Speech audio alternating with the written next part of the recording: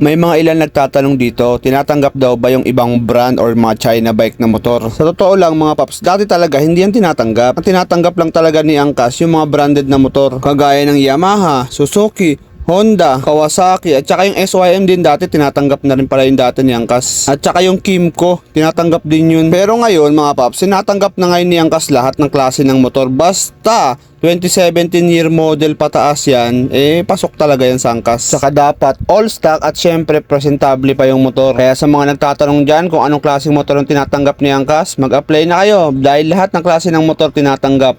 Pwera na lang sa mga higher cc, no?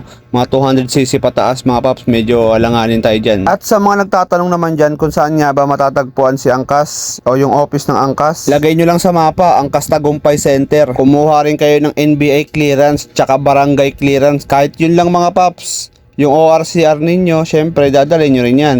Tapos syempre dapat nakarehistro yan. At kung nagbabalak ka naman mag-apply ng non-pro, nako mga paps, mas maganda kung pro kayo mag-a-apply. Kasi hindi talaga ako sigurado kung tinatanggap nila yung non-pro Kasi kung sakalin tanggapin man kayo, hindi kayo pang passenger.